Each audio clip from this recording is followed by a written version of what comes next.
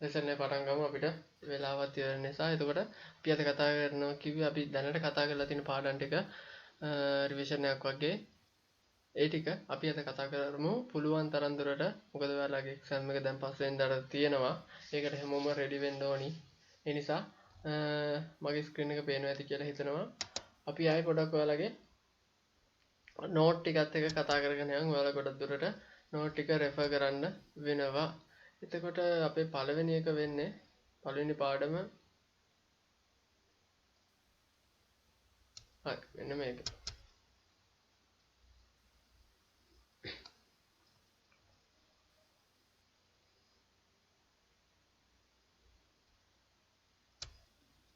හැමෝටම පේනව නේද? ඇහෙනව නේද? මං කියන එක ප්‍රශ්නයක් නැහැනේ.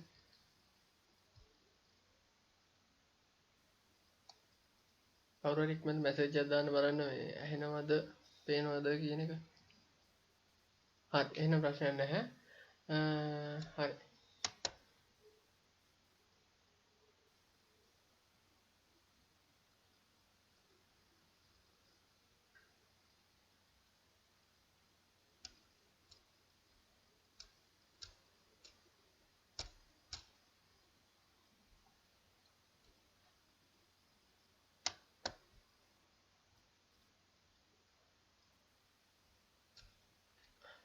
එතකොට level 2 book එකේ පළවෙනි PDF එක තමයි මේ තියෙන්නේ. ඔයාලගේ hard copy එකක් ඇති soft copy එකක් ඇති. මම කලින් දවසේ ඊයේ මට මතක විදියට මම ඒ ටික අප්ලෝඩ් කරා. හරිද? ඉතින් අපි බලමු මේ තියරිය පොඩ්ඩක් රිෆ්‍රෙෂ් කරගන්න.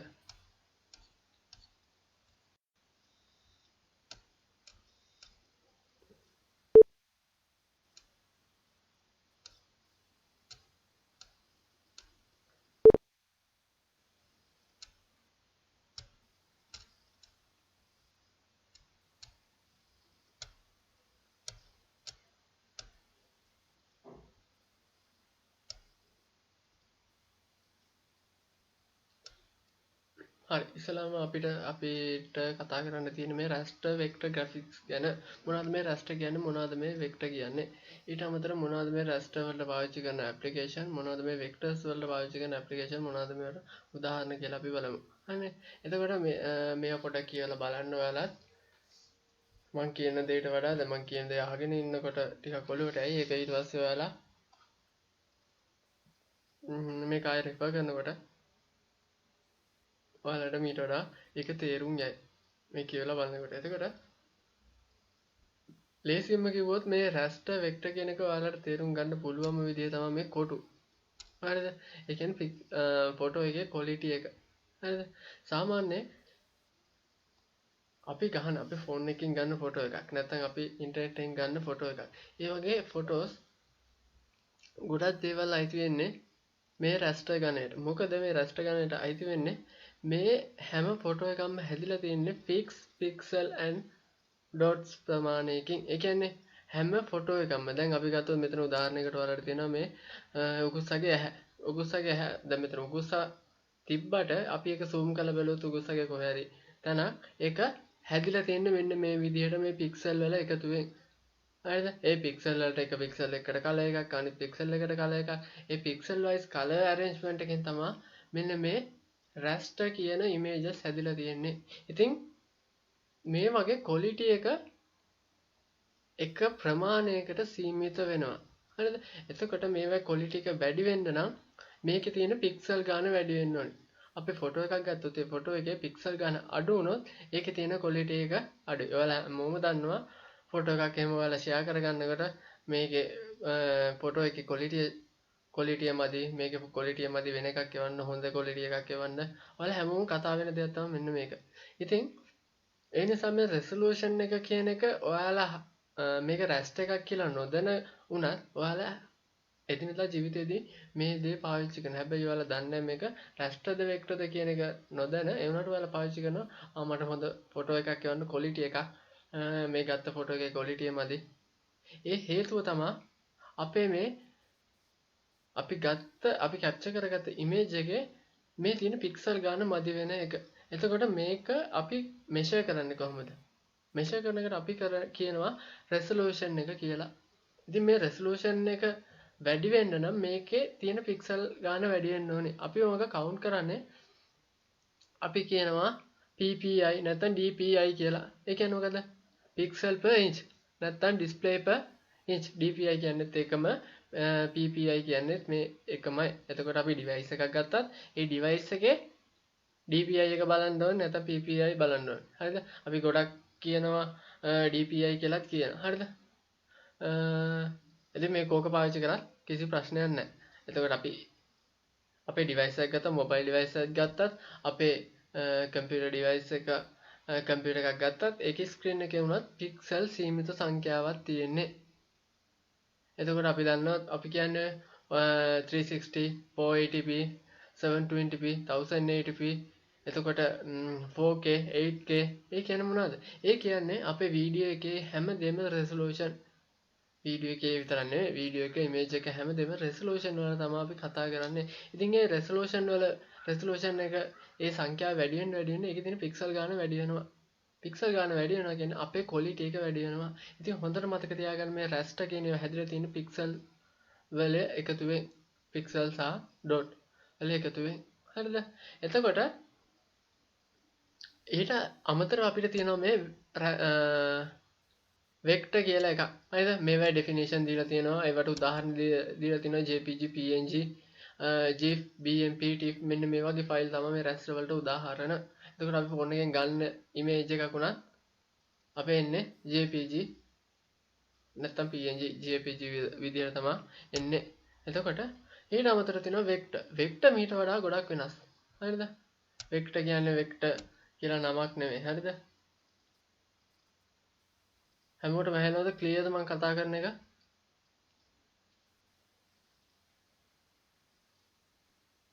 හරි එහෙනම් ප්‍රශ්නයක් නැහැ. හරිද? මේ vector කියන්නේ මොකද්ද? මේ images වල තියෙන තවත් එක කැටගරි එක. එතකොට මේ vector එක අරකට වඩා වෙනස්. මට තව දෙයක් කියන්න අමතකුණා මේ raster application. හරිද? මේ raster images editing application වලට අපිට ගන්න පුළුවන් Photoshop ගන්න පුළුවන්, PixArt ගන්න පුළුවන්. අපේ ඔය තියෙන ඔය ෆෝන් වල එහෙම එන්නේ එක photo editing software application අන්න ඒවා අපිට මේවා edit කරන softwares විදිහට උදාහරණ ලෙස ගන්න පුළුවන්. ඊට පස්සේ ගත්තාම vector මම කිව්වා අර විදිහට නෙමෙයි ඒක චුට්ටක් වෙනස්. හරිද? ඒ වගේ තියෙන quality එක වැඩි. මොකද ඒවා හැදිලා තියෙන අර pixel වල එකතු වෙන්නේ නෙමෙයි. ඒ images හැම වෙලාවෙම හැදිලා තියෙන්නේ lines and curves වල එකතුවෙන්. මෙතන ඔයාලට බලා ගන්න පුළුවන් මේ raster එකයි vector එකයි තියෙනවා. මේ raster application එකකින් මෙන්න මේ විදිහට අපි මේ කුරුල්ලෙක් ඇඳුම් මෙන්න මේ විදිහට ඒක ඇතරම quality ඒ කියන්නේ මෙහෙම quality නැත්තේ නෑ. ඒ කියන්නේ මේ තරම්ම මෙතනින් පෙන්වලා තියෙන මේ දෙකේ වෙනස. හරිද? හැබැයි raster එකකිනුත් අපිට අඳින්න පුළුවන්. හරිද? raster එකෙන් ඇඳහම මේ raster එක නම් මේ vector එක. හරිද? vector එකෙන් අඳින එක තරම් මේක quality නෑ කියලා තමයි මේ photo එකෙන් පෙන්වන්නේ. මෙහෙම බොඳ වෙලා එන්නේ නෑ photo අපිට ඒකිනුත් පුළුවන් photos ලස්සනට ඇඳගන්න. හැබැයි අපි zoom කරනකොට මේ pixel පේනවා. අර ඔයාලට තිබ්බේ මෙන්න මෙතන කුරුල්ලගේ වගේ අපි මේක zoom කරනකොට මේ pixel පේනවා. හරිද? pixel ප්‍රමාණය වැඩි වෙන තමයි quality වැඩි වෙන්නේ. හැබැයි මේ vector වල හැම කිසිම දෙයක් නැහැ. ඔයා කොයිතරම් zoom කරත් මේකේ pixel පේන්නේ නැහැ. මොකද මේකේ මේ හැමදේම හැදෙන්නේ lines and curves වල එකතුවෙන්. ඉතින් ඔයාලට මෙතන තවත් උදාහරණයක් දීලා තියෙනවා මේ එකක් චුට්ටක් බලන්න. ඉතින් මම මේක ඔයාලට කියාගෙන යන්නේ සාරාංශයක් වගේ. ඒතකොට අපි කියවද රිවිෂන් එකක් කතා කරනවා කියලා. ඉතින් ඊට පස්සේ තියෙනවා ඔයාලට මේ තියෙන features. හරිද? features of vector graphics. හරිද? එතකොට මේ features දීලා තියෙනවා ඔයාලට 6ක්.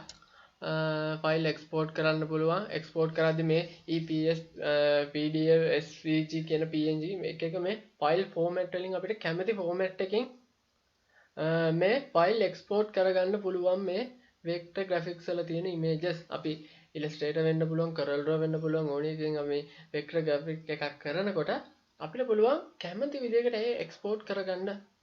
මේ ESP ෆයිල් එහෙම ESP ෆයිල් වලින් අපි එක්ස්පෝර්ට් කරොත් ඔයාලට පුළුවන් මේක ඕනි vector application එකකින් ඕපන් කරගන්න. සමහර වෙලාවට GIMP වෙන්න පුළුවන්.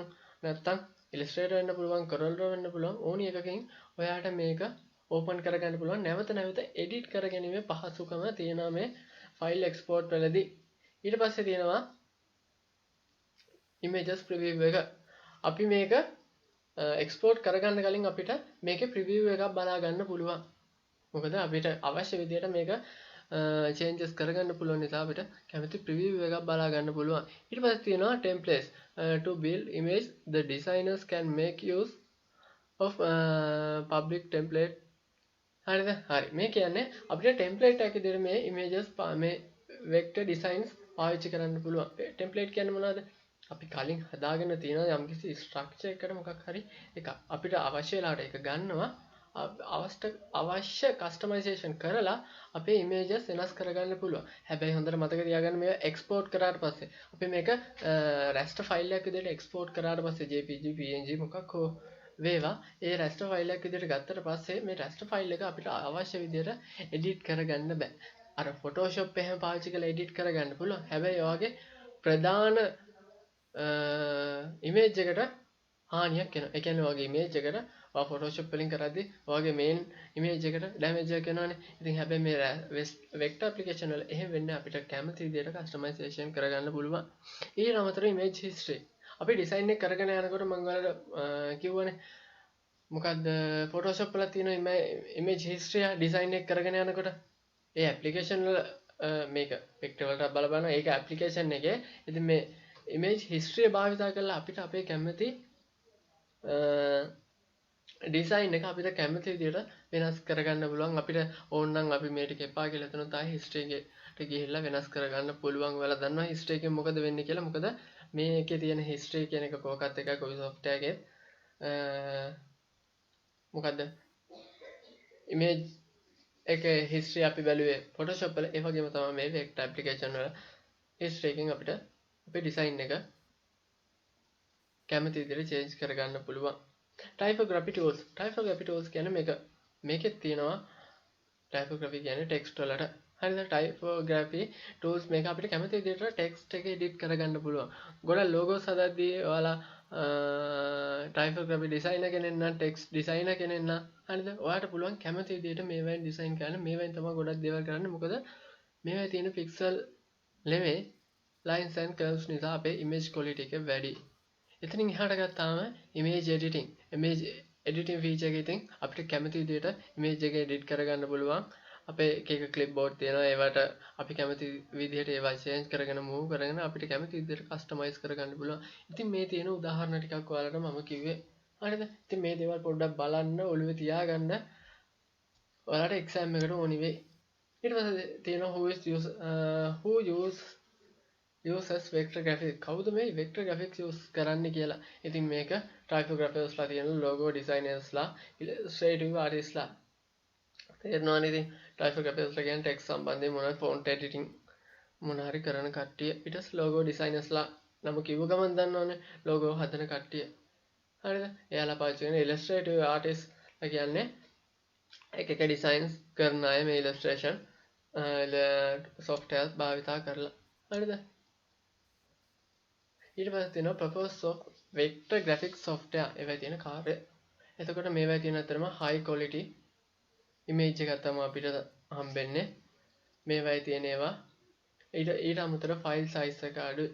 එතකොට අපි export කරගද්දී high end photo එකක් export කරගන්න පුළුවන්. හැබැයි අපේ තියෙන file size එක අතර ගත්තොත් 40 file size එකක්.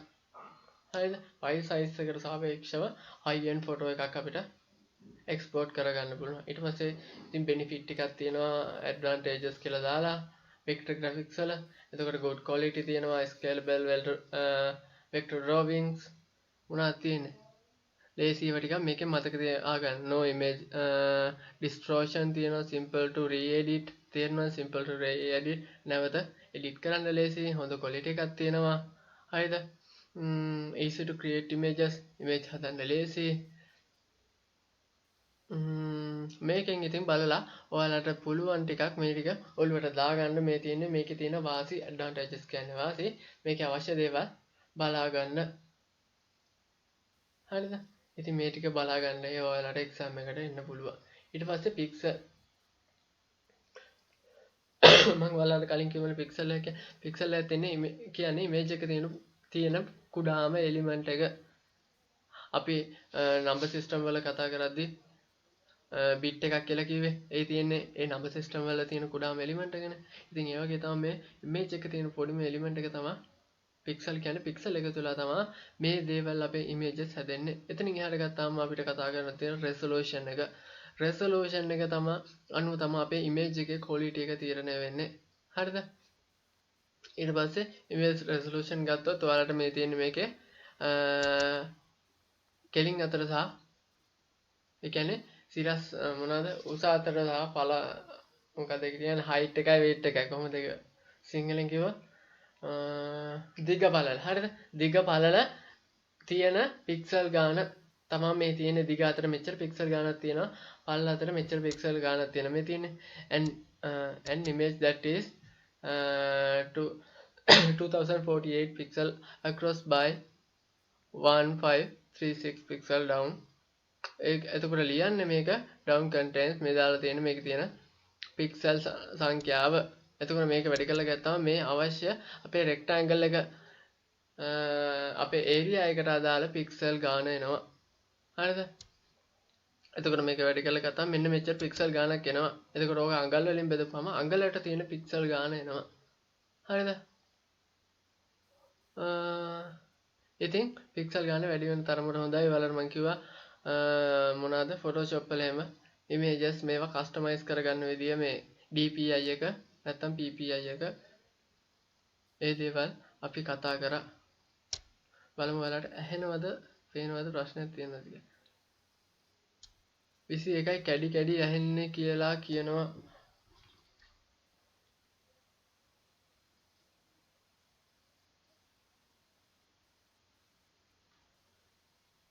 ඔහොම ඉන්න පොඩ්ඩක් බලන්න.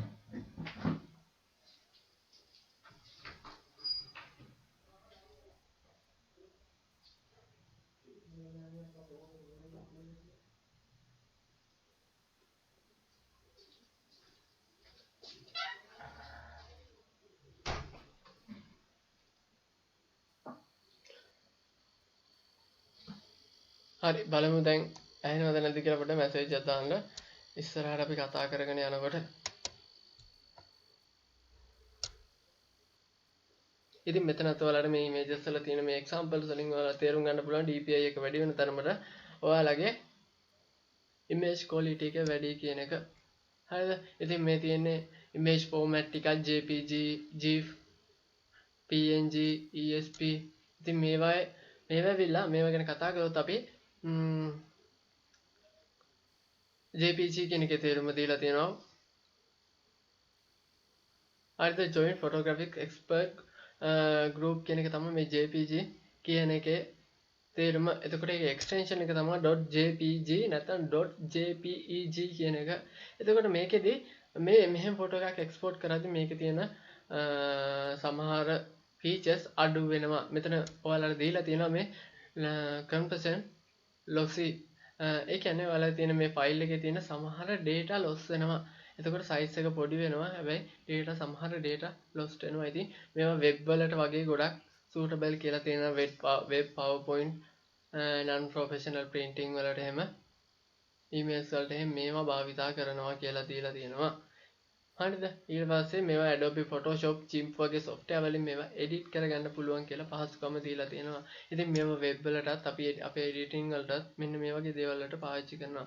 එතනින් එහාට ගත්තාම මේ GIF කියන එකේ ඔයාලා ගොඩක් දන්නවා GIF එහෙම WhatsApp වල එහෙම පාවිච්චි කරනවා. හරිද?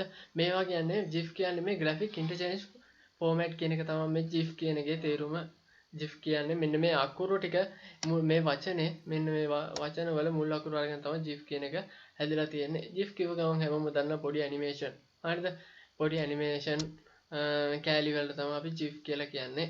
ඉතින් ඒවයේ කලර්ස් එහෙම ලිමිට් වෙනවා. කලර්ස් 256කට ලිමිට් වෙලා තමයි තියෙන්නේ. ඒවයේ තියෙන GIF පොඩි ඇනිමේෂන්.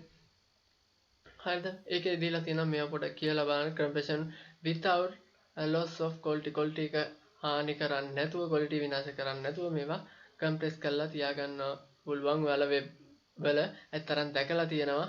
හරිද? ඉතින් මේ දේවල් ඉතින් අපිට මේ GIF වගේ දේවල් හදා ගන්නත් පුළුවන්. පොඩි ඇනිමේෂන් ඒවා හදා ගන්න පුළුවන්. අපේ ෆ්ලෑෂ් වලින් අපි ෆ්ලෑෂ් කතා කරනා ඒක වෙනම පැත්තක්. අපිට පස්වෙන් තැනකන් තියෙන කාලය අපි බලමු. එතකොට අපිට Corel Draw එකයි ඇනිමේෂන් ෆ්ලෑෂ් එකයි විතරයි කතා කරන්න තියෙන්නේ. එතනින් එහාට කතා ගත්තාම portable network graphics ඒ කියන්නේ PNG files. PNG files අතරම ගොඩක් හොඳයි. ඒ වගේ තියෙන්නේ quality එක අඩු කරන්නේ නැතුව මේවා compress කරලා තියෙන ගොඩක් images පාවිච්චි කරනවා web වලට මේවා පාවිච්චි කරනවා. හරිද? මොකද මේවා ඔයාලා දන්නවා JPG එකයි PNG එකයි වෙනස ඉස්සරහට යනකොට අපිට හොයාගන්න පුළුවන් මේ දේවල්. ඊට පස්සේ මේ ESP file. ESP file කියන්නේ මේ අපි Illustrator වල එහෙම save කරපුවාම Corel Draw වල එහෙම save කරපුවාම ඒක default අපිට save කරගන්න පුළුවන් ESP file එකක් විදියට. එතකොට අපිට මේක ඇති වෙලා පස්සේ ඕනි වෙලාවක customize කරලා අපේ editing කරගන්න පුළුවන්. හරිද? මම පොඩක් ආයෙ බලන්න ඔයාලට signal දැන් signal හොඳට තියෙනවා. මම හිතන්නේ ඇහෙනවා ඇති.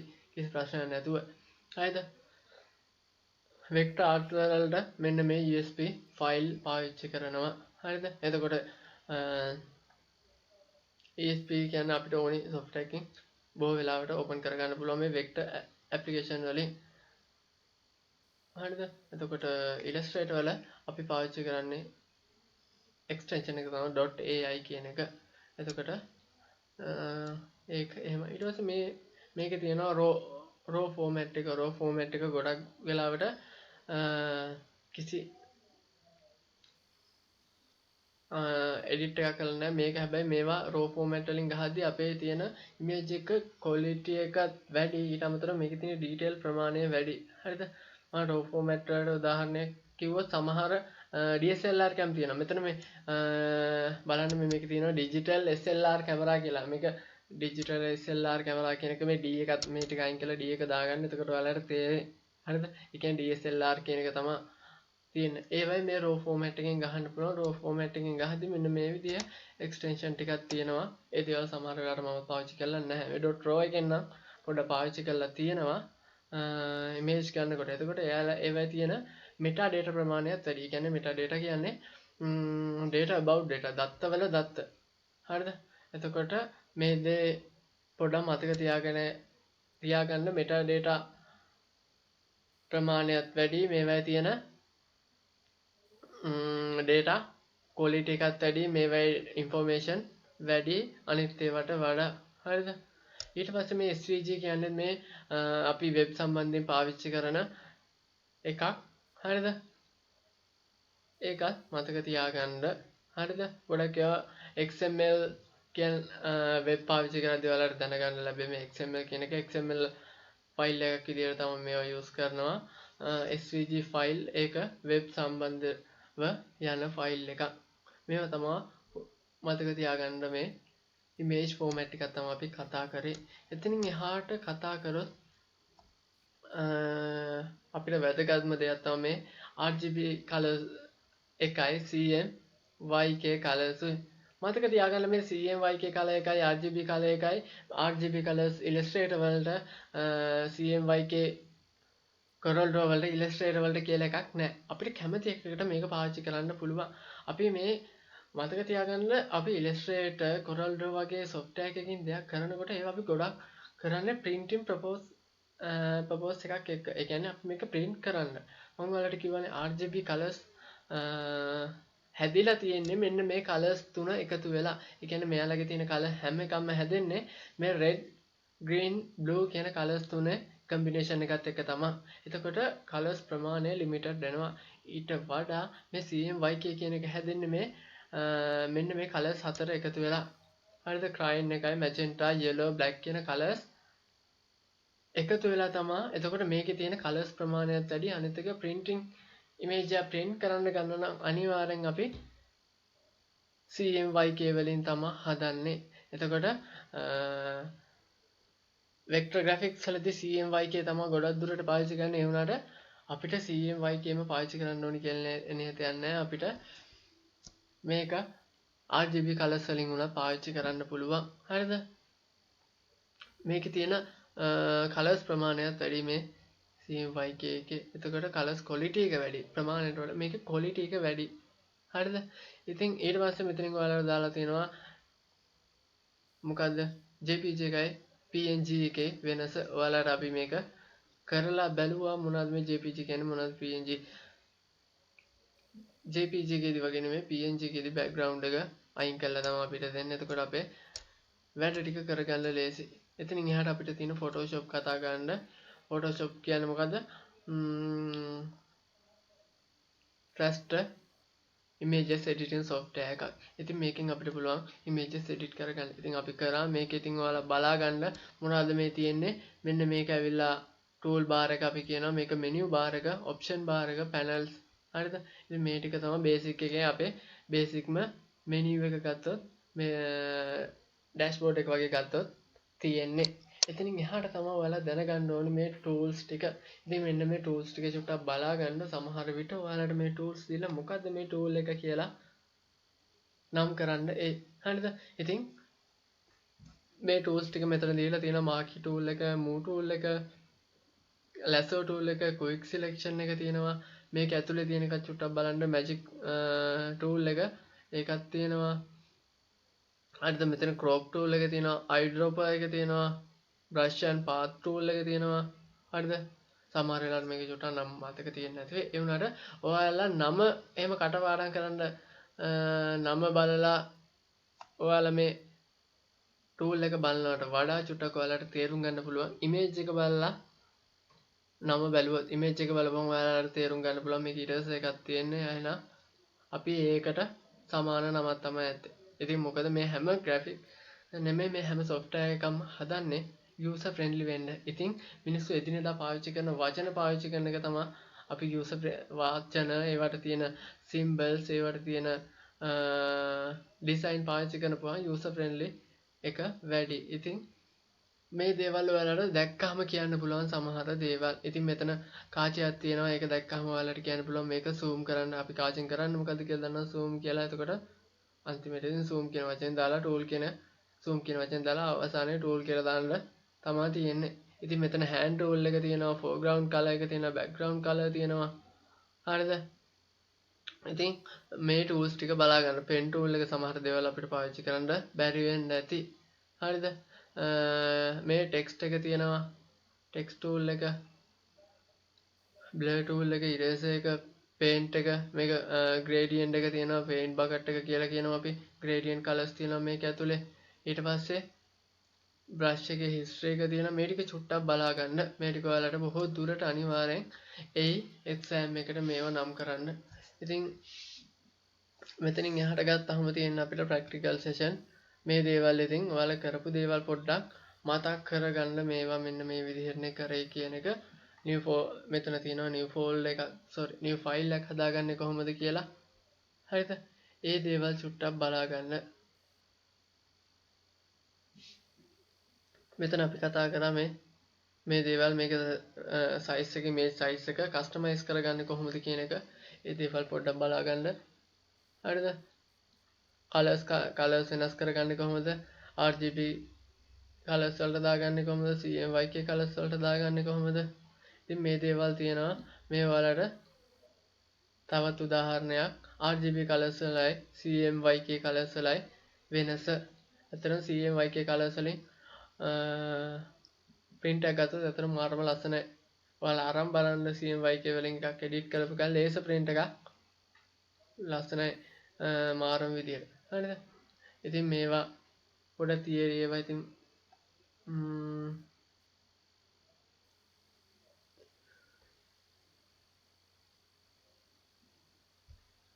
මේවා එන්න ලොකු දෙයක් අහයි කියලා මම හිතන්නේ නැහැ. මෙන්න මේ ටික මේවා background content අපිට ගන්න පුළුවන් white එකක් transparent background එකක් background color එකක් දීලා ගන්න පුළුවන්. හරිද? new image එකක් හදා ගන්නකොට මේ තියෙන ඒ කියන්නේ ඔයාලා new එකක් හදා ගන්නකොට new sheet එක සුදු පාට එකක් ගන්න පුළුවන්, transparent එකක් ගන්න පුළුවන්. ඒක හදා ගන්න මෙන්න මෙතනින්. නැත්තම් මෙන්න මේ විදිහට drop down එක පල්ලෙහාට කරපුවම මෙන්න මේ ටික තමයි තියෙන්නේ. කැමති color එකක් select කරගන්න පුළුවන්. මෙතනින් color එක අර මේ සුදු පාට කොටුවක් තියෙන්නේ. ඉතින් මේ විදිහට පුළුවන්.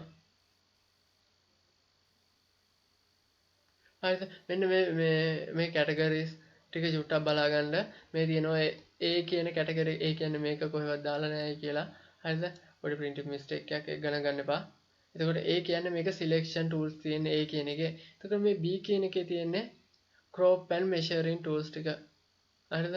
ඊට පස්සේ C කියන එකේ තියෙනවා retouching and painting. හරිද? painting drawing and type. හරිද? ඊට පස්සේ ඒ ටික තියෙනවා D එකේ navigation කියන්නේ හිට මෙහෙට කරන එක navigate කරනවා කියලා අපි කියන්නේ. අවසානයේ තියෙන foreground and background colors set කරන area එක. ඉතින් මෙන්න මේ ටික මේ විදිහට තියෙනවා. ඒ ටික චුට්ටක් බලා ගන්න.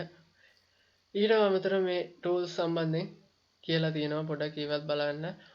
මේවට තියෙන shortcut දීලා තියෙනවා move tool එකට V, marquee tool එකට M, lasso tool එකට L, quick selection එකට W, crop C, eyedropper I. හරිද? මේ tools දීලා තියෙනවා ඒවෙන් කරන කාර්යය කියලා තියෙනවා. ඒකත් චුට්ටක් බලා ගන්න. ඔයාලට අනිවාර්යෙන් ඕනි වෙනවා exam එකේදී මේ දේවල් පොඩ්ඩක් බලා ගන්න. හරිද? මේකට මේක කටපාඩම් කරනවට වඩා හොඳම දේ තමයි මේක පොඩ්ඩක් ඔළුවට දාගන්න එක. මේකෙන් කරන දේ ෂෝට්කට් එක නම් අපිට අනිවාර්යෙන් කටපාඩම් කරන්න වෙනවා.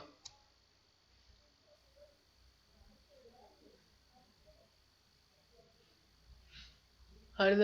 මේකෙන් වෙන කාර්ය ටූල් එකේ නමත් එක්ක බලන්න, ටූල් එකේ රූපෙත් එක්ක ඒකේ නම තීරණය කරන්න. එතකොට ඔයාලට ඒ නමත් එක්ක තීරණය කරත හැකි මොකද්ද කරන්න කියන එක ෂෝට්කට් එක නම් කටපාඩම් කරන්න වෙනවා. නැත්නම් නම් ඒක මතක හිටින්නේ නැහැ. හරිද? මේකේ මේ කොයි ටූල් එක හරිද කියන එක නම් මට කියන්න බෑ. පොඩ්ඩක් බලා ගන්න එක හොඳයි හැම ටූල් එකක්ම වගේ. ඉතින් මේවා තියෙනවා මේ ටික බලා ගන්න. ඉතින් මේවා ගොඩක් වෙලාවට නම් කරන්න තමයි මම හිතන්නේ කියන එක. මොකද ඔයාලට ඔන්ලයින් පේපර් එකක් තියෙන ප්‍රැක්ටිකල් කරන්න වෙන්නේ නැති නිසා. හරිද? මේ දේවල් පොඩ්ඩක් ටච් කරගෙන යන්න අනිවාර්යෙන් මිස් කරන්න නැතුව. ලේ එකක් කියන්නේ මොකද්ද කියන එක ලේ එකක් කියන්නේ මොකක්ද දන්නවනේ ඉතින්. තට්ටු තියෙන්නේ ලේ එකක් කියන්නේ තට්ටුව සිංහලෙන්ම කිව්වොත්. එතකොට ඒකෙන් අපිට අපේ එඩිටිං කරගන්න පුළුවන්. ඔයාලට මතක ඇතිනේ අපි බැනර් එකක් හැදුවා. ඒ කියන්නේ මොකද්ද බැනර් එකක් නෙමෙයි ඒක නිකන් FB post එකක්. ඒකදී අපි ලේයර්ස් පාවිච්චි කරා. ලේ එකේ වැදගත්කම ඔයාලට මතක ඇති. කරපු අයට නොකරපු අයට මේව බලා ගන්න. හරිද? නොකරපු අයට ආයේ කම්පියුටර්ස් තියනවා නම් කරන්න. අවශ්‍ය දේවල් තිබ්බොත් අහන්න. මම කිව්වා කරන්න කියලා. ඒ වෙලේ ඉතින් ඒක ඔයාලගේ අතේ තමයි. කරන්න කිව්වට කරන්න නැත්නම් ඉතින් මට නම් කරන්න දෙයක් නැහැ. හරිද? ගිල්ලෙන් යන යන කිව්වනේ. ඒ නිසා පොඩ්ඩක් මේ දේවල් බලා ගන්න.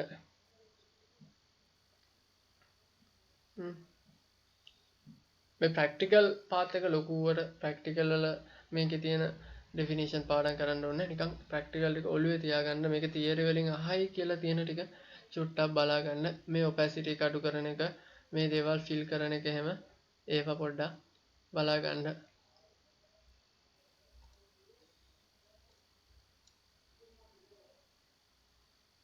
අපිට මෙන්න මේ ටික නම් කතා කරන්න බැරුණ ඇතරම කලර් මේ මෙතන තියෙන ඔප්ෂන් එකක් මේ බ්ලෙන්ඩින් මෝඩ්ස් වල මෙන්න මේ කලර්ස්. හරිද? ඒ ටික චුට්ටක් වෙනස් වෙන එකකින් කරගන්න පුළුවන් ගොඩක් දේවල් තියෙනවා. හරිද? මේ ටික චුට්ටක් නිකන් ඔය බලන්න මොකක්ද කියන එක මේ මෝඩ්ස් වල වෙනස. මෙන්න මේ මෙතන තියෙන නමත් එක මේ ඉමේජ් එකේ වෙනසක් තියෙනවානේ. අන්න ඒක චුට්ටක් බලන්න. ඒක නිකන් බලාගෙන යන්න මොකද්ද කියලා කම්පියුටර්ස් තියෙනවා නම් try කරලා බලන්න. මෙන්න මේ දේවල් මෙන්න මෙතනින් ඔයාලට වෙනස් කරගන්න පුළුවන් ඔයාලගේ මේ color mode එක.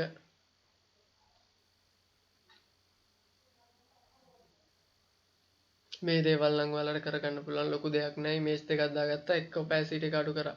හරිද? ලොකු දෙයක් නෑ. මෙච්චර විස්තර කරලා තිබ්බට ඔයාලට මේක තප්පර 30න් කරන්න පුළුවන්. හරිද? ඉමේජ් දෙක එක උඩ දාගත්තා. මෙච්චර යන්න ඕනේ නෑ. ඔයාලට opacity එක කී මොකද ෂෝට්කට් දානවා numeric keypad එකෙන් අවශ්‍ය නම්බර් එක ගහපුවාම percentage එක ඒක ඒ විදිහට එනවා. තප්පර 30ක විතර වැඩක් තියෙනවා. හරිද?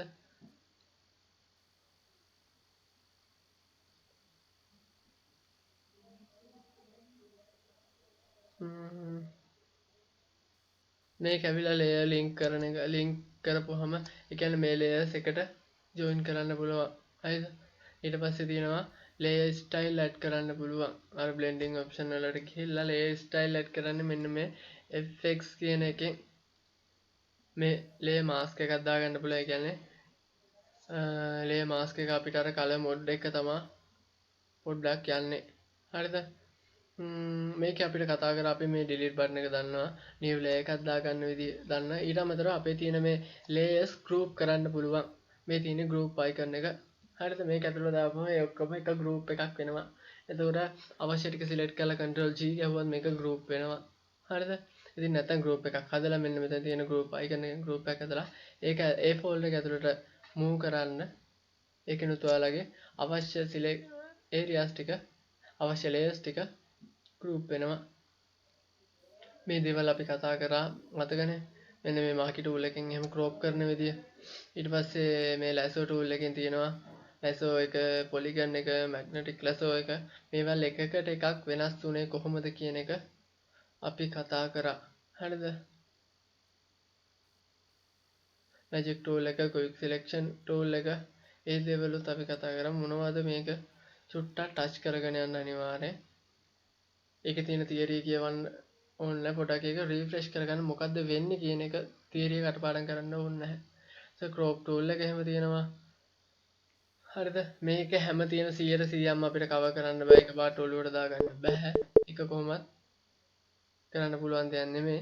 මේවා අපි ප්‍රැක්ටිකල් කරන තරමට තමයි අපේ කැපැසිටි එක වැඩි වෙන්නේ මේක ගැන තියෙන. හරිද?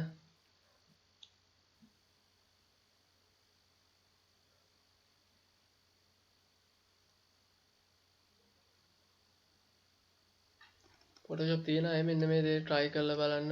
එතකොට මම Photoshop එකෙන් ටටක් ගාලා යන්නම්. ඊට පස්සේ අපිට පුළුවන් programming ගැන පොඩ්ඩක් කතා කරන්න. ඒක පොඩ්ඩක් වටිනවා කතා කරන්න. හරිද? මේ grid එකේ rule එක එහෙම දාගන්න shortcut එකක් තියෙනවා control R එක. ඒක පොඩ්ඩක් මතක තියාගන්න. මේකේ තියෙන මේකේ control R එක දාපුවම grid එක ruler එක open වෙනවා. ඊට පස්සේ ඔයාලා lines ඇඳ ගන්න පුළුවන් කැමති විදියට. මේ තියෙන lines ඇඳගත්තුවා. මේ lines ඔයාගේ alignments වලට support කර එකක් ගන්න පුළුවන් මේ lines වලින්. හැබැයි මේ image එකට ඒවා එකතු වෙන්නේ නැහැ. මේ lines මෙහෙම තිබ්බට ඒ line එක image එකට add වෙන්නේ නැහැ. ඔයාගේ design එකේ quality එක වැඩි කරගන්න standard විදියට හදා ගන්න මේ lines උදව් වෙනවා. delete button එකෙන් එහෙම delete වෙනවා මේ දේවල් stroke එකට. හරිද? ඒ නිසා මේ තියෙන ප්‍රැක්ටිකල් හැමදේම කවර් කරන්න බැරිම අපිට මොකද කාලෙත් එක්ක මම හිතනවා සෑහෙන ප්‍රමාණයක් කවර් වෙන්න ඇති කියලා. හරිද? සාමාන්‍ය වැඩක් කරගන්න පුළුවන් ඔයාලා තනියෙන් බැනර් එක හැදුවා පෝස්ට් එක. ඒ නිසා මේ දේවල් එකම දේ තමයි මේ කරලා තියෙන්නේ. ඉමේජ් එකක් අරගෙන ඒකට බෑග්ග්‍රවුන්ඩ් එකක් දාලා හරිද? මේ එක එක නම් දාලා මේවා එක එක බ්‍රෂ් ටූල්ස් වලින් ඇඳලා තමා තියෙන්නේ. ඉතින් මෙහෙම මහා ලොකු දේවල් නෑ. පොඩ්ඩක් හිතන්න විතරයි තියෙන්නේ කොහොමද කරන්නේ කියන එක. හරිද? ඊට පස්සේ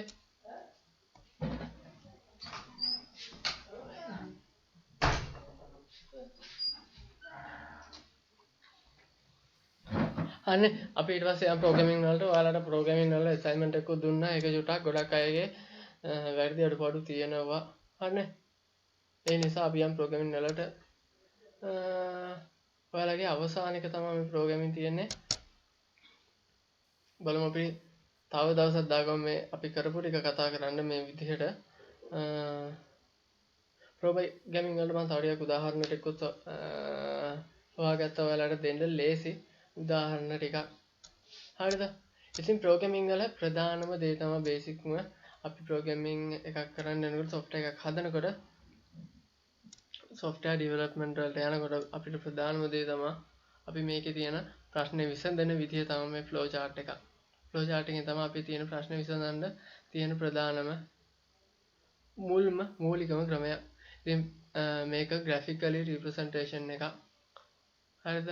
program එක අපේ තියෙන problem එක solve කරන.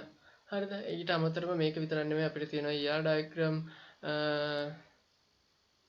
EFT diagram, class diagram ගොඩක් දේවල් තියෙනවා. ඒ තරමට ඔයාලා දැනට යන්නේ නැහැ. සමහර අය නම් software engineering course කරනවා.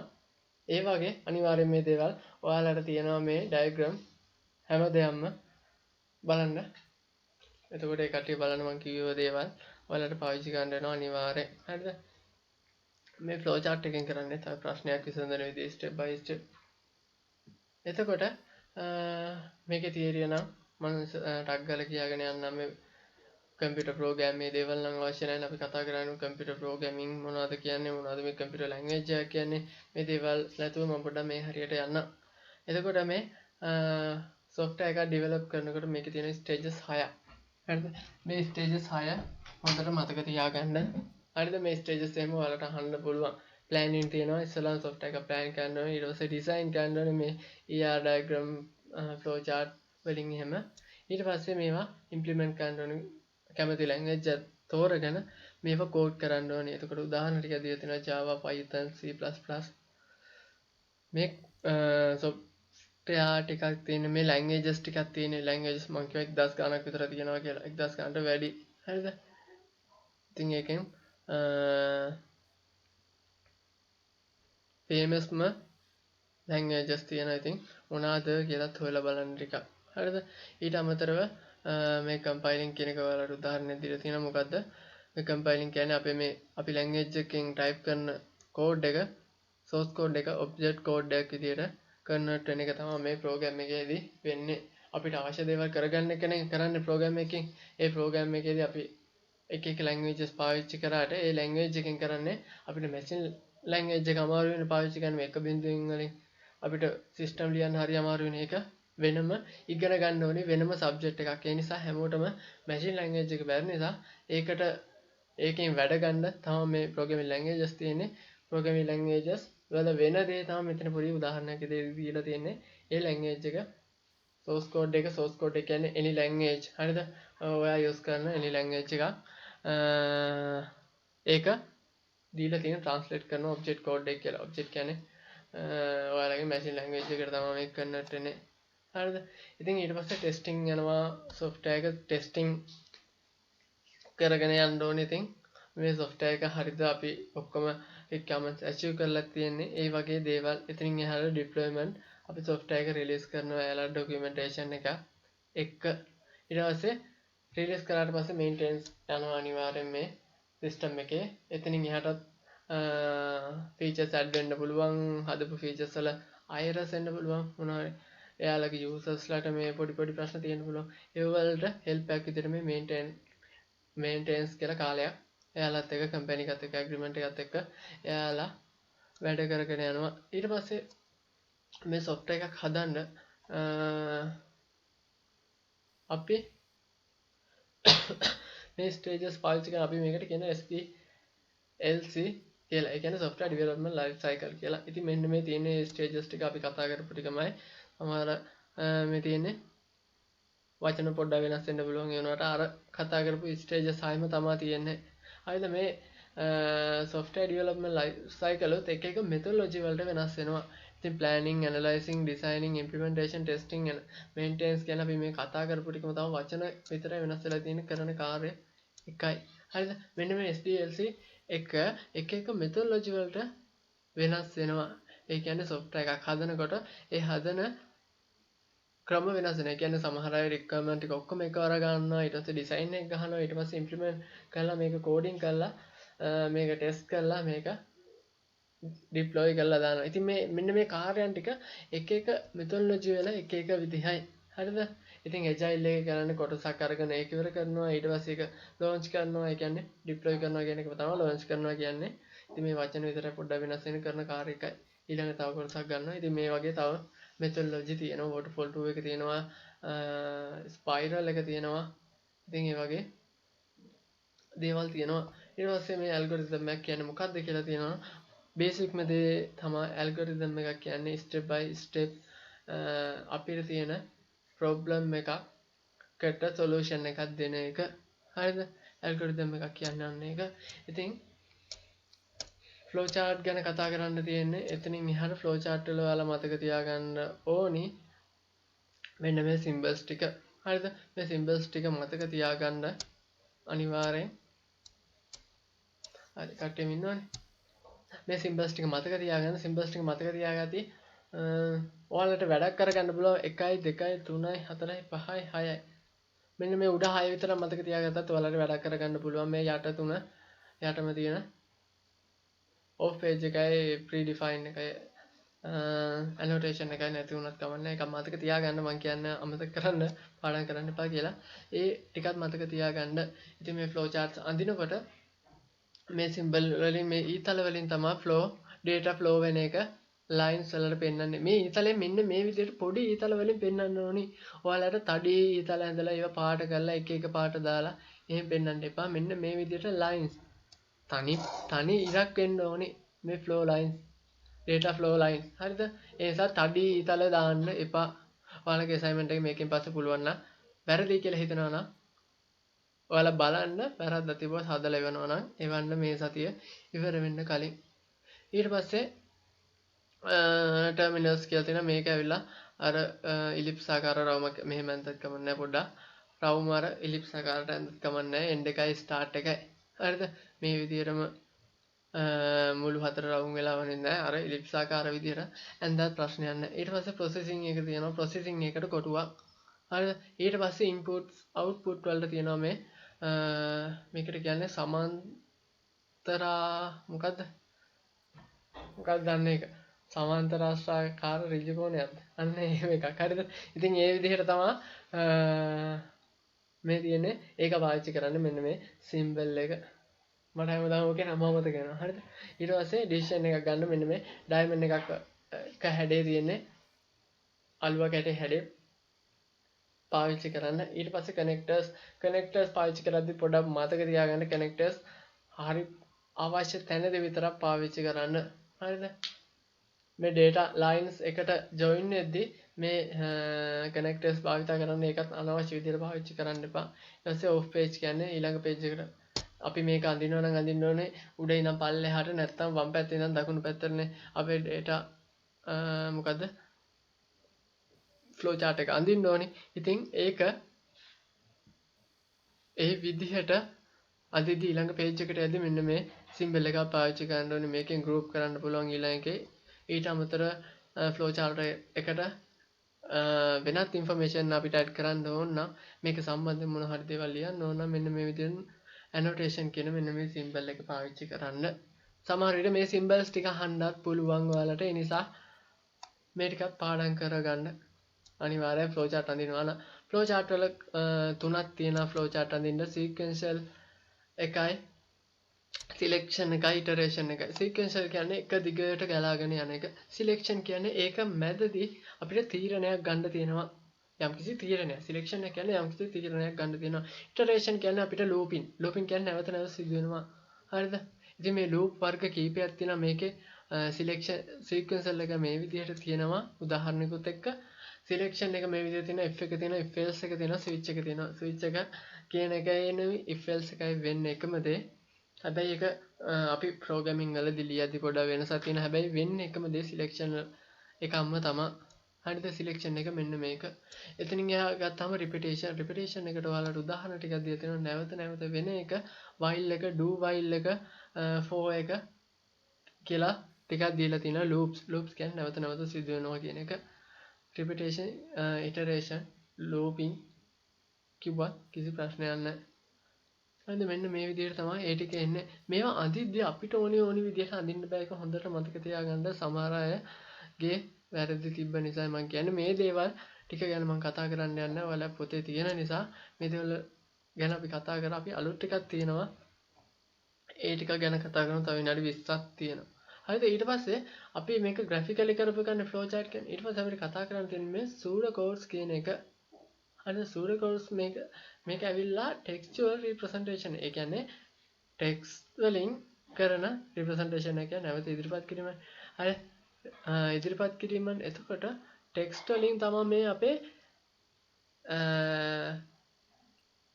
මේ algorithm එක design කරන්නේ. එතකොට මෙතන දීලා තියෙනවා pseudocodes is a text based details algorithm within bracket දීලා තියෙනවා design tool. ඒ කියන්නේ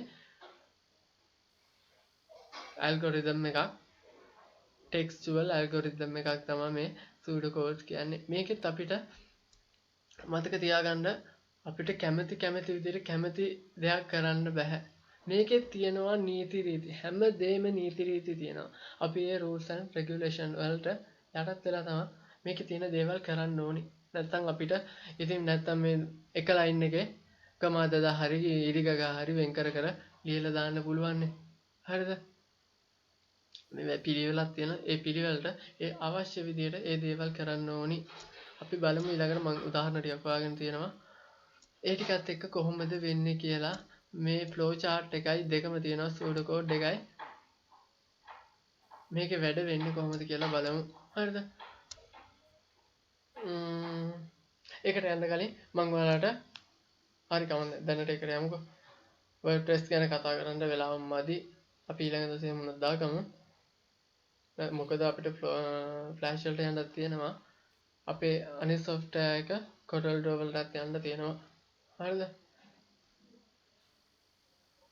හරි. මම ඔයාලට උදාහරණ ටිකක් පෙන්නන්නම්.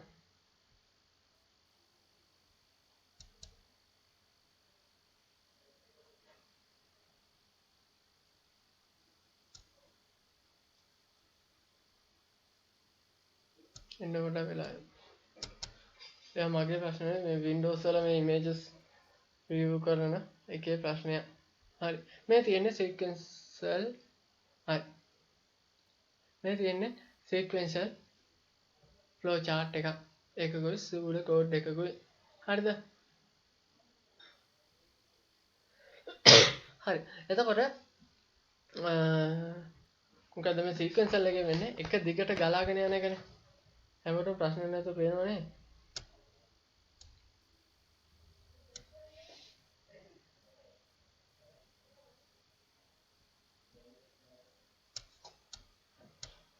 අනේ ඉතින් මේකේ වෙන්නේ එක දිගට ගලාගෙන යන එක. ඉතින් මේ flow chart එකයි බලන්න ඔයාලට මේ pseudocode එක නිර්මාණය කරන්න ලේසිම විදිය තමයි ඉස්සලම flow chart එක ඇඳගන්න එක. හරිද? මේ flow chart එක ඇඳගන්න එක. මේ flow chart එක ඉස්සෙල්ලාම අපි අනිවාර්යෙන් start එක ගන්න ඕනේ අපි මෙන්න මේ විදිහට ඇඳලා. ඊට පස්සේ අපි input නම් කරන්නේ මෙන්න මේ විදිහට. අපි ඊතලයක් ඇඳලා මේ input ටික දැම්මා. input x input y input z කියන ඒවා අපිට අවශ්‍ය input ටික මේකට input කරගත්තා. ඊට පස්සේ අපිට තියෙන්නේ ඊළඟ step එක. මේක මොකක්ද ඇවිල්ලා? මේ කරලා තියෙන අපිට තියෙන ප්‍රශ්නය average එක ගන්න විදිය. අපි average එක ගන්න විදිය අපි විසඳලා දීලා තියෙනවා. ඉතින් ඉස්සලාම start එක. එතකොට අපි දන්නවා අපි ඒක ඔළුවෙන් හදා ගන්නකොට නිකම්ම අපිට ඕන ප්‍රශ්නයක් දීපුවම අපි ඔළුවෙන් කියනවා මේක මෙහෙමයි විසඳන්න කියලා. එතකොට අපි ඒ step by step ඒ ටික ඩිසයින් කරන්න ඕනේ. start එක ගන්නවා. subject තුනක average එක ගන්න නම් අපි මොකද ගන්න ඕනේ? ඉස්සලාම subject ටික insert කරන්න ඕනේ. system එකට insert කරා. ඊට පස්සේ අපි කරන්න ඕනේ මේකේ එකතුව හොයාගන්න ඕනේ. sum කියන එක අපි දන්නවා sum කියන්නේ එකතුව කියලා. ඔයාලට ඉතින් මේක sum කියන වචනේම ගන්න ඕනේ නැහැ. total කියලා ගන්නත් පුළුවන්, dot කියලා ගන්නත් පුළුවන්. ඔයාලට කැමති විදිහට ඒ තේරුම එන variable name එකක් උතන්ට දාන්න. ඉතින් total කියලා දැම්මත් sum කියලා දැම්මත් කිසි ප්‍රශ්නයක් නැහැ. ඒකට sum කියන එක හැදෙන්නේ කොහොමද? මේ x කියන එකයි y කියන එකයි z කියන එකයි එහෙම නැත්නම් මේ subject තුනේ එකතුවේ ඔයා input ටික x y z කියලා දැම්මත් ප්‍රශ්නයක් නැහැ. ඔයා ඒ subject වල නම් දැම්මත් කිසි ප්‍රශ්නයක් නැහැ. හැබැයි තේරෙන meaningful දේවල් දාන්න ඕනි. ඊට total එක සමානයි මේ x y z එකේ total එක. ඊට පස්සේ average එක හොයන්න ඕනි. ඊට පස්සේ මේ ටික එකතුව ගත්තට පස්සේ මේ ටික තියෙන subject ගානේ බෙදුවහමනේ අපිට average එක එන්නේ. එතකොට මේ total එක බෙදීම 3. එහෙම නැත්නම් sum එක බෙදන්න ඕනේ 3. එතකොට තමයි අපිට මේ average කියන එක එන්නේ. ඉතින් ඔයාලට ඊට පස්සේ පුළුවන් මේ average කියන එක ඊළඟ step එකේදී print කරන්න. ඉතින් ඊට පස්සේ end කරලා දාන්න පුළුවන්. එතනින් එහාට ගත්තාම මෙන්න මේ කතාව ඉවරයි. අපිට ඊළඟට කතා කරන්න තියෙන්නේ සූඩෝ කෝඩ් එක. මේකේ සූඩෝ කෝඩ් එක. හරිද? මේ සූඩෝ කෝඩ් එක ගැන කතා කරනකොට හොඳට මතක තියාගන්න මේ අනිවාර්යෙන් මේකෙත් begin end කියන එක අපි දාන්න ඕනේ. හැබැයි මේකට begin end කියලාම දාන්න ඕනේ නැහැ. start end කියලා දාන්න පුළුවන්. අනිවාර්යෙන් ඒකට ගැලපෙන වචන දෙකක් සිංහලෙන් ගත්තොත් අපි දාන්න ඕනේ ආරම්භය අවසානය කියලා. සිංහලෙන් ලියනකොට නම් ඒ වගේ ගැලපෙන දෙකක් දාන්න ඕනේ. අනිවාර්යෙන් start නැත්නම් begin තමුන් හරි තියෙනවා නම් වචන ඒ වගේ start or begin වලට පාවිච්චි කරන්න පුළුවන්. අනිවාර්යෙන් end එක දාන්න ඕනේ. හරිද? ඊට පස්සේ මේවා ලියද්දී අනිවාර්යෙන් පිළිවෙලකට ලියන්න. අනිත් එක මේවා තියෙනවා keywords කියලා දෙයක්. ඒ keywords ඔයා මතක තියාගන්න. ඒවා capital වලින් ලියන්න. ඒවා capital වලින් ලියන තරමට තමයි මේක පැහැදිලි. හරිද? එතකොට තමයි තේරෙන්නේ. හරිද? මේ begins end කියන ඒවා මේකෙත් වඩා වැරදි. මම ඔයාලට වෙන උදාහරණ ටිකක් පෙන්නන්න. වැරදි කියන්න බෑ. ඒ වුණාට ඒවා keywords capital වලින් ලිව්වොත් අපිට තේරුම් ගන්න පුළුවන්. මේ සිස්ටම් එක බලන කෙනාට පහසුවෙන්ම. keywords කියන්නේ මොනවද? keyword කියන්නේ මේ software එකේ තියෙන වචන. අපිට ඒවා වෙනස් කරන්න බෑ. අපිට ඒවා පාවිච්චි කරලා වෙන වැඩ කරන්න බෑ. දැන් අපි හිතමු මේකේ තියෙන keyword එකක් input කියලා. input කියලා keyword එකක් තියෙන. ඒ වචන අපිට පාවිච්චි කරන්න පුළුවන් input එකක් කරද්දි විතරයි. output කියලා වචනයක් තියෙනවා. ඒ වචන පාවිච්චි කරන්න පුළුවන් output කියලා විතරයි. අපිට input කියලා value එකක් input කරන්න බෑ. දැන් input x කියලා value එකක් අපිට input කරන්න පුළුවන්. හැබැයි අපිට බෑ input කියලා දාන්න. input print කියලා වචනයක් input කරන්න බෑ. print input output කියලා ගන්න බෑ. input කරන්න output එක කියලා. එතකොට මේකට තියෙනවා වචන. අන්න ඒ වචන වලට අපි කියනවා keywords කියලා. ඒ keywords අපි හැම වෙලෙම capital වලින් ලිව්වොත් අපිට ඇත්තටම වැඩේ මේ ප්‍රෝග්‍රෑම් එක කියවන කෙනාට ඇත්තටම ලේසි මේක තේරුම් ගන්න. අනේ ඒවා කැපිටල් වලින් ලියනවා. අනිත් ඒවා සිම්පල් වලින් ලියනවා. උදාහරණ ටිකක් බලමු ඉස්සරහට යද්දි. එතකොට අපි ෆ්ලෝ chart එක ඇඳගත්තා නම් ඇඳගත්තට පස්සේ අපිට මේ තියෙන ස්ටෙප් ටික මේ ෆ්ලෝ chart එකේ තියෙන ස්ටෙප් ටික අපි සූඩෝ කෝඩ් එකේ ලියනවා. මේ ඉස්සෙල්ලාම තියෙන start එක. start නම් අපි start දානවා නැත්නම් begin දානවා. ඊට පස්සේ ඊළඟට input තුනක් අපේ input කරලා තියෙනවා insert කරලා තියෙනවා මේකට. ඉතින් ඒ input තුන input x input y input z එහෙම දාන්නත් පුළුවන්. නැත්නම් input x, y, z කියලා දාන්නත් පුළුවන්. හරිද? මෙතෙන්ට අර and එකක් දාන්නට වඩා හොඳයි. සමහර ඒ වගේ දානවා. ඒ වුණාට and එකක් දාන්නට වඩා අපිට අවශ්‍ය variable ටික දාගන්නවා නම් හොඳයි. එකක් දාලා. හරිද? ඊට පස්සේ ඔයාලා මේව සමහර ඒවා ඩික්ලෙයාර් කරලා තිබ්බනේ. ඊට පස්සේ අපි මේවා ඩික්ලෙයාර් කරනවානේ. ඒ ඩික්ලෙයාර් කරන එකට මේකෙදී අපිට පාවිච්චි කරන්න පුළුවන් set කියන keyword එක. ඒකත් keyword එකක්. ඔයාලට බලමු මෙතන තියෙනවද කියලා. මම මේ තියෙන set කියන එක මේකත් පෙන්නන්න. එතනට යමු. මේක ඉවර කරලා අපි එතකොට set කියන එක ගැන ඒක මම පස්සේ කියනවා. හරිද? එතකොට මේ තියෙන input එක ඔයාලට input කරගන්න පුළුවන් මේකෙදි. එතකොට කැමති කෙනෙක්ට මේක line 3කට ලියන්නත් පුළුවන්. නැත්නම් මේ input ටික එක line එකේ ලියන්න පුළුවන්. input x, input y, z. ඊට පස්සේ අපි ඊළඟ step එකට යනවා. ඊළඟ step එක අපි total එක. එහෙම නැත්නම් sum එක හොයන්න. එතකොට අපි මෙතනින් හදා ගන්නවා total කියලා variable එකක්. මෙතනින් හදන ගියාම අපිට උඩින් declare කරගන්න පුළුවන් sum කියලා variable එකක් නැත්නම් total කියලා variable එකක් average කියලා. එතකොට මේ දේවල් අපිට පුළුවන් declare කරගන්න මෙන්න මේ sum එක සමානයි බිඳුව. බැරි වෙලා හරි මේ line එකකදී sum එකට තව ගාණක් add වුණොත් මොකක් හරි වෙනසක් වුණොත් මේ program වලදී එහෙම වෙනවා. හරිද? ඒ නිසා අපි sum එක අපිට පාවිච්චි කරන්න ඕනි බිඳුවක් විදිහට. නැත්නම් average කියන variable එක බිඳුවයි දැනට. බිඳුවයි කියලා තමයි අපේ අරගෙන තියාගන්න අපේ program එක පටන් ගන්නදී අපි තියාගන්න ඕනේ. එතකොට අපිට declare කරලා තියාගන්න පුළුවන් sum එක සමානයි බිඳුවයි average සමානයි බිඳුවයි කියලා. එතකොට අපේ program එක බලන කෙනාට හොඳට තේරෙනවා මේක පටන් ගන්නකොට අපේ sum එක බිඳුවයි average එක බිඳුවයි කියලා. ඊට පස්සේ input එක තියෙනවා. sum එක හැදෙන්නේ කොහොමද? sum එක සමානයි x ධන y ධන ඉසට් ඒ ටික එකතුව ඊළඟ ඊට පස්සේ ඊළඟ ස්ටෙප් එකට මම කියවනේ ඇල්ගොරිතම් එක කියන්නේ ස්ටෙප් බයි ස්ටෙප් අපේ තියෙන ප්‍රොබ්ලම් එක සෝල්ව් කරන විදිහට තමයි කියන්නේ. ඊළඟ ස්ටෙප් එක සම් එක ගත්තට පස්සේ ඇවරේජ් එක හොයන්න අපි කරන්න ඕනේ ඒ ගත්ත සම් එක ඒ ඉන්පුට්ස් ගානේ සබ්ජෙක්ට් ගානේ බෙදෙනවා. සබ්ජෙක්ට් ඕ එනි ඉන්සර්ට් thing හරිද? එතකොට මේ සම් එක ඔයා ඉන්සර්ට් කරපු ටිකෙන් බෙදෙනවා. එතකොට සම් එක බෙදෙනවා 3.0 හරිද? එතකොට 3.0 පාවිච්චි කරලා තියෙන්නේ මේක හරියටම එන්න ඕන නිසා මේ ඩෙසිමල් නම්බර්ස් වලින් මේවට හොඳයි ඒවා මේවා ඩික්ලෙයාර් කරලා තිබ්බනම් හරිද? ඊට පස්සේ ඇවරේජ් එක එනවා. ඇවරේජ් කියන එක ඊට පස්සේ print කරනවා. මෙන්න මේකේ තියෙන එක මේ එතකොට ස්ටාර්ට් එක හරි ඉන්පුට් එක හරි ඊට පස්සේ මේ ස්ටෙප් එක ඒ ස්ටෙප් එක හරි ඊට පස්සේ ඇවරේජ් එක print කරනවා. එන්ඩ් කරලා දානවා. මෙතනින් තිතක් තිබ්බත් කමක් නැහැ ප්‍රශ්නයක්වත් නැහැ. සෙමිකොලන් එක දැම්ම ප්‍රශ්නයක් නැහැ. නොතිබ්බත් ප්‍රශ්නයක් නැහැ. හරිද? ඉතින් ඒ විදිහට හැබැයි ලියනවා නම් එකම විදිහට ලියන්න. හරිද? හැබැයි අතින් පයින් මුකුත් දාන්න බෑ. ඒ පිළිවෙලට ඒ විදිහට ලියන්න. එතකොට ඔයාලට මම ඊළඟට කතා කරන්නම්. හරි මෙන්න මේක ගැන කතා කරමුකෝ. මම කියවනේ මේ set කියලා වචනයක් තියෙනවා කියලා. අපි ඩික්ලෙයාර් කරගන්න එකයි මේ set කියන එකයි චුට්ටක් වෙනසක් තියෙනවා. හරිද? ඩික්ලෙයාර් කියන්නේ අපි ඒක හඳුන්වා දෙනවා. හරිද? හඳුන්වා දෙනවා මේ සිස්ටම් එක බලමුකෝ අපි. මේ සිස්ටම් එකේ තියෙන ස්ටාර්ට් එක තියෙනවා ඩික්ලෙයාර් කරලා තියෙනවා n1 n2 ඊට පස්සේ කමා එකක් දාලා total සමානයි 0 කියලා. හරිද?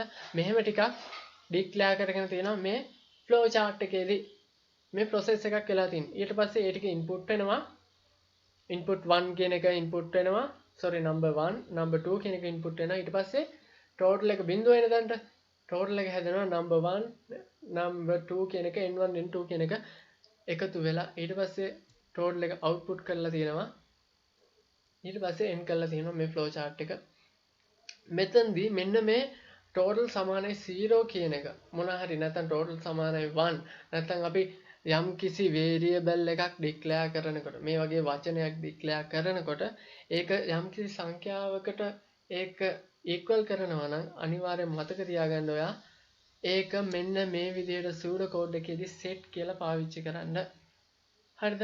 යම් කිසි එකක් මේ විදිහට equal කරනවා නම් යම් කිසි සංඛ්‍යාවට මේ ඒක declare කරපු එක මෙන්න අතන ඩික්ලෙයාර් කරපු එක මෙතනදී set කියලා දාලා total සමානයි 0යි කියලා දාන්න. එතකොට start එක ගත්තා ඊට පස්සේ ඩික්ලෙයාර් කරා මෙන්න මේ numbers දෙක කිසි ප්‍රශ්නයක් නැහැ. මේක ඩික්ලෙයාර් කරලා තියෙන හඳුන්වලා දීලා තියෙනවා n1 n2 කියලා. කමාවක් දාන්න. මේවට and දාන්න එපා කමාවක් දාන්න.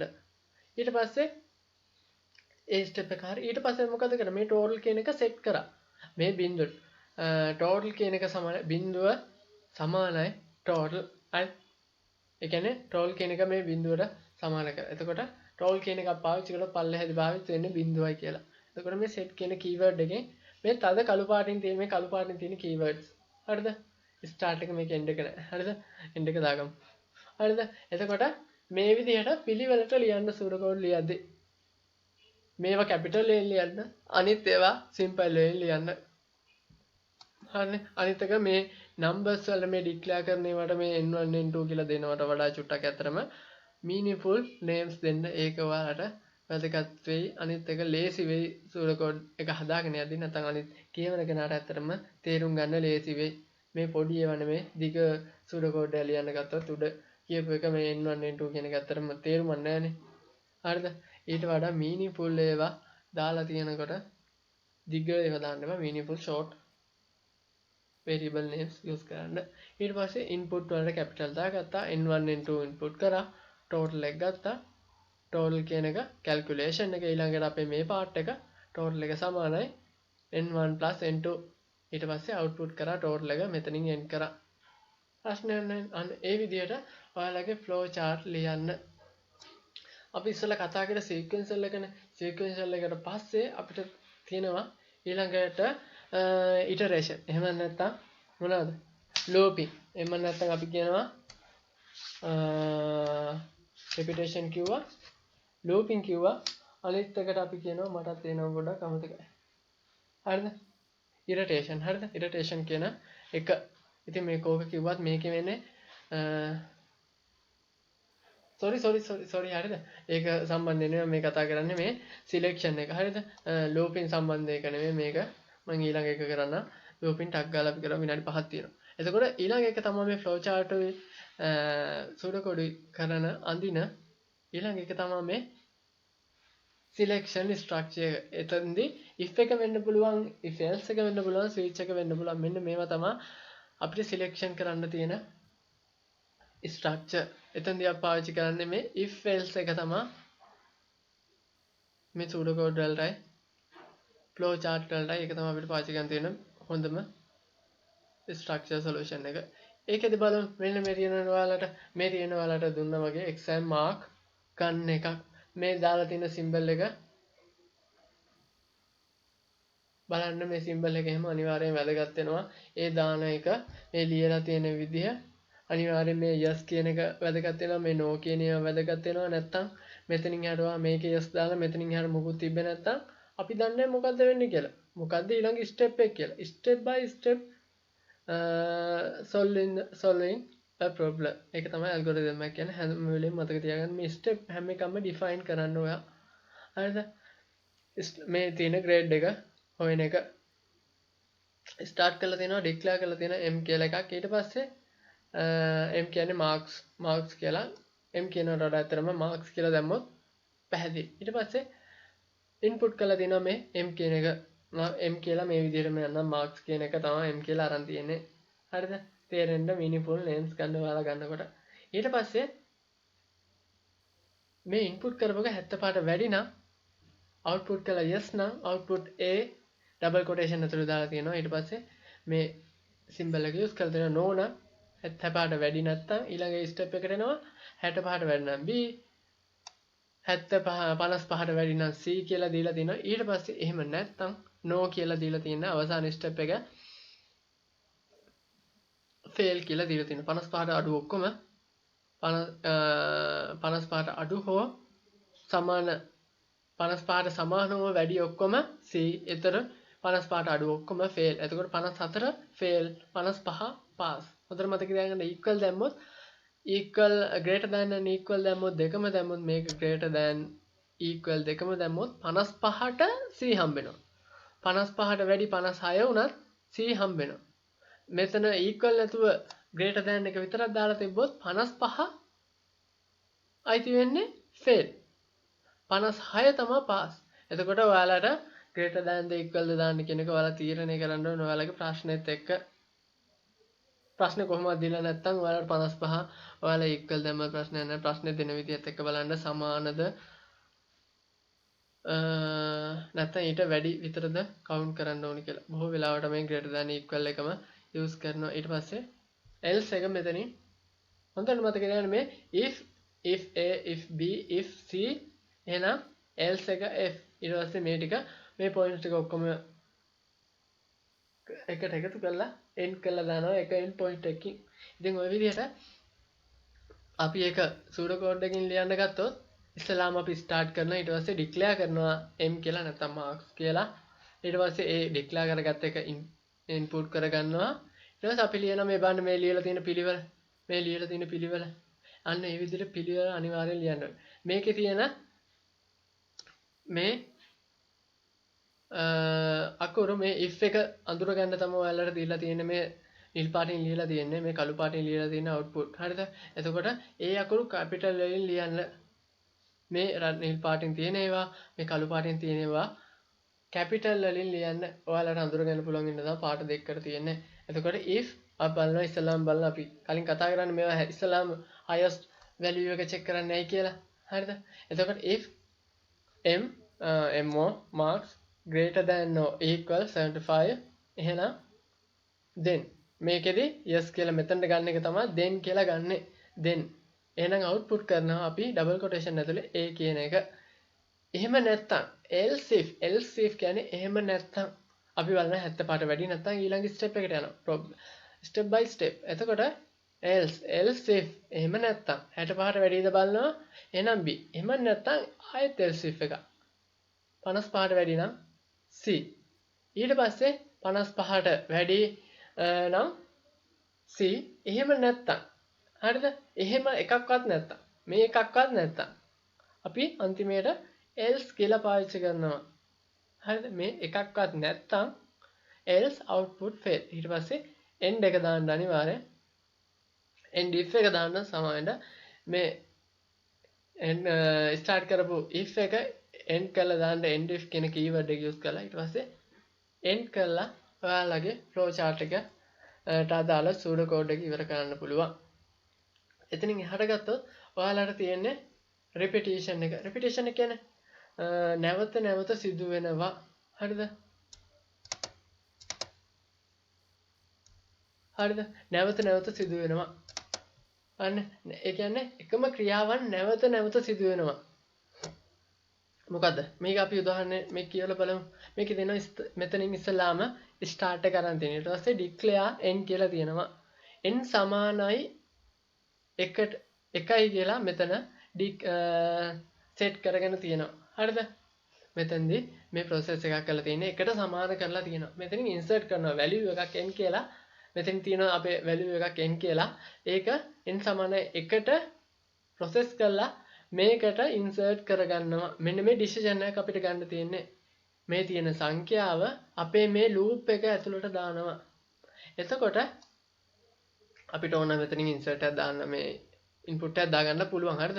මේ විදිහට input කියලා value එක දාගන්න පුළුවන්. input value n එක declare කරනවා. ඒක එකට සමාන කරනවා. එතකොට ඒක මෙන්න මේ decision එකකට යනවා. decision කියන්නේ මේ decision එක හැබැයි නැවත නැවත සිදු වෙන්න ඕනි. බලමු මේ නැවත නැවත සිදු වෙන එක වෙනවද කියලා. n සමානයි 1යි. මේකට දාලා අපි බලනවා n 5ට අඩුයි හෝ සමානයි හෝ අඩුයිද කියලා. n කියන එක 5ට අඩුයි හෝ සමානයිද කියලා බලනවා. අඩුයි නම් yes කියලා hello කියලා yes කියලා නෙමෙයි hello කියලා මෙයා print කරනවා. හැබැයි ඉවරයක් නෑනේ. හැබැයි ආයේ මේ ඊතලේ යනවා. yes නම් හරි ආයෙ යනවා. මෙහෙම ගිහිල්ලා මොකද්ද මෙතන ආයෙ process එක. මොකක්ද ආයෙ වෙලා තියෙන්නේ? n සමානයි n+1. n equal n+1. ඒ කියන්නේ මොකද්ද? අපේ n මෙතනට එනකොට 1යි. ඒ n කියන පදේ හරිද? n කියන පදය මෙතනට එද්දි process එකක් එනවා. n කියන පදය සමාන වෙනවා n+1ට. ඒ කියන්නේ මොකද්ද? n මෙතනට එනකොට 1යිනේ. ඒක මෙතනට එනකොට 1 ධන 1 වෙනවා. එතකොට උත්තරේ 2යි. ඊට පස්සේ ආයෙ මෙතනටම එනවා. එතකොට 2 කියන එක 5ට වඩා අඩුයිද බලනවා. හරිද? 5ට වඩා අඩුයි නම් ආයෙ මෙතනින් hello කියලා තව hello එකක් print වෙනවා. එතකොට hello කියලා දෙකක් print වෙලා ඉවරයි. අතන program එක run වුණා නම් මෙතන hello කියලා දෙකක් print වෙලා ඉවරයි line දෙකක්. ඊට පස්සේ ආයෙ යනවා. එතකොට මෙතනදී n දැන් 2යි. මෙතනට එනවා. එතකොට n equal n+1. ඒ කියන්නේ 2 සමානයි මෙතන එන්නේ n කියන එක සමානයි 2 ධන 1. එතකොට 3යි. මෙතන අර එන n එක 3ක් වෙලා ආයෙ මෙතනට යනවා. ඊට පස්සේ මෙතන බලන ආයෙ condition එක 5ට වඩා අඩුයිද? ඔව් අඩුයි. තව hello එකක් print වෙනවා. ඊට පස්සේ ආයෙ මෙතනට යනවා. 3 කියන එක මෙතනට යනකොට ආයෙ එකක් එකතු වෙලා 4 වෙනවා. ආයෙ බලන මෙතනින් අඩුයිද කියලා. තව එකක් print වෙනවා. තව වාටයක් කරගෙනවා. දැන් මෙතනට එනවා 4යි. 4 ධන 1 5යි. බලනවා මෙතන තියෙන condition එකත් එක්ක true වෙනවද කියලා. 5ට වඩා අඩුයි හෝ සමානයිද කියලා බලනවා. ඊට පස්සේ hello එකක් print වෙනවා. අවසාන hello එක මම දන්න නිසා කියන්නේ. හරිද? එතකොට ඔයාලට තේරුම් ගන්න පුළුවන්. දැක්ක ගමන් මේක අවසාන hello එක තමයි මේ පස්වෙනි එක කියලා. මෙතන 5යි කියලා එනවා. 5ට වඩා අඩුයි. 5ට වඩා අඩු නෑ හැබැයි 5ට සමානයි. hello එකක් print වෙනවා. ඊට පස්සේ එතකොට hello 5ක් දැනට print වෙලා ඉවරයි. ඊළඟට n සමාන n ධන 1. එතකොට මෙතනට 5යි n කියන එක දැන් ඇවිල්ලා 5 n කියන එක 5යි දැන් මේ අවස්ථාවේදී. මට 5ක් කරකලා තියෙන්නේ. 5 ධන 1. ඊට පස්සේ 5 ධන 1 දැන් මෙතනට එද්දි 6යි. 6 මේ 5ට වඩා අඩුයිද බලන්න. නෑ වැඩි. එහෙනම් මෙතනින් අපේ process එක නවතිනවා. එතකොට මේ අපේ condition එක true වෙනකන් නැවත මේ repetition එක සිදු වෙනවා. එහෙම නැත්නම් මේ loop එක සිදු වෙනවා නැවත නැවත. එතකොට ඒක pseudo code වලට යනකොට කිසි ප්‍රශ්නයක් නැහැ. අපි ඒකදී පාවිච්චි කරන්නේ while කියන loop එක. අපිට මේක පාවිච්චි කරන්න පුළුවන් while කියන loop එක. for එක එහෙමත් පාවිච්චි කරන්න පුළුවන්. ප්‍රශ්න නැහැ. මේ while කියන එක පාවිච්චි කරන්න while එක ලේසි. එතකොට ඉස්සෙල්ලාම අපි මේ start කරගත්තා, declare කරගත්තා. ඊට පස්සේ මම කිව්වනේ set කියලා එකක් තියෙනවා කියලා. මේ declare කරගත්ත එක set කරගන්න n කියන එක එකට සමාන කර set කරගත්තා. ඊට පස්සේ while loop එක දැන් ආරම්භ වෙන්නේ. while කියලා දාගත්තා. while මෙන්න මෙතන ලියනවා මෙන්න මේ condition එක. while කියන keyword එක දාගත්තා. n සමානයි n greater than or equal 5 කියන condition එක අපි දාගත්තා. ඒකට අඩු වෙනනම් අපි hello කියලා එකක් print කරා. ඊට පස්සේ අපේ process එක තමයි n සමානයි n ධන 1 කියන එක. මේක අපිට මෙහෙම ලියන්නත් පුළුවන්. මෙන්න මේ ඇතුළේ තියෙන n සමානයි n ධන 1 කියලා. නැත්තම් n වලට තව එකක් එකතු වෙන්න කියන එක අපිට මෙන්න මේ විදිහට n++ දැම්මත් ඒක එකතු වෙනවා කියන එක තමයි ඒකෙනුත් කියන්නේ. අච්චර ලියන්න ඕනේ මෙන්න මෙහෙම ලියනවට වඩා ඇත්තටම ලේසි. n++ දැම්මොත් n එක ලියලා ප්ලස් දෙකක් දාන්න. ඉතින් ඔයා මෙතන නම්බර් කියලා ඔයා දීලා තියෙන වචනෙට ප්ලස් දෙකක් දාන්න. එතකොට ඒකටම එකක් එකතු වෙනවා කියන එක තමයි මෙන්න මේ process එකම තමයි ෂෝට් කරලා තියෙන්නේ මෙතන. ඊට පස්සේ මේ loop එක මෙහෙම කරකිනවා ඉවර වෙනකම්. මේ සංසිද්ධිය මෙතන එනවා. එක පහ ඉස්සලම එක එනවා පහට වඩා අඩුද කියලා බලනවා.